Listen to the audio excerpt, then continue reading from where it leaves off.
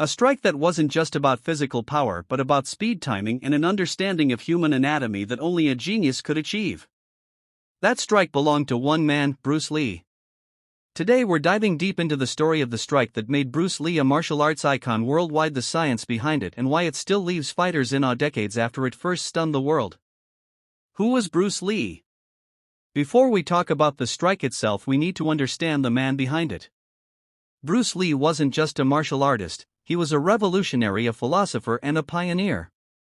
Born in 1940 in San Francisco and raised in Hong Kong, Bruce Lee was immersed in martial arts from a young age.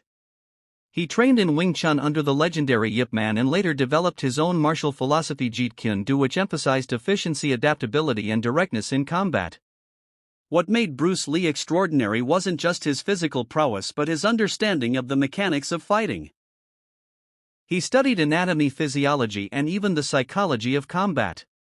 Every movement he made was deliberate, calculated, and designed to achieve maximum impact with minimal effort. And that brings us to the strike that became his signature, the one that made the world take notice.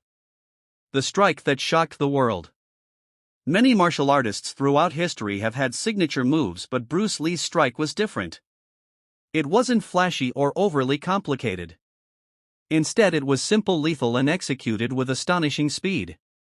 Often referred to as the one-inch punch, this strike could generate extraordinary power in an incredibly short distance. While it gained fame in demonstrations and movies, it was rooted in real combat effectiveness. So why did this strike make Bruce Lee an icon? The answer lies in three main factors: speed, mechanics, and psychological impact. Speed beyond imagination. When people first witnessed Bruce Lee's one-inch punch, their jaws dropped. The punch traveled only about an inch before connecting with the target, yet it had the force of a much longer punch. Most fighters rely on wind-up distance to generate power, but Bruce Lee didn't need it.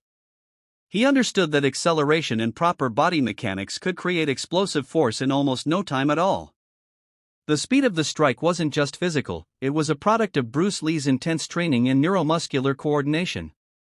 He trained relentlessly to make his muscles respond instantly without wasted movement. This meant his strikes could land before an opponent even realized they were in danger.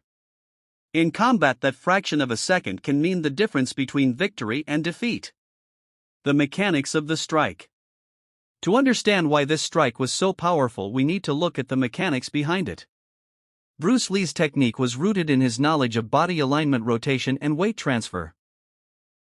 Unlike conventional punches, which rely mostly on arm strength, Bruce Lee's strike engaged the entire body. His leg,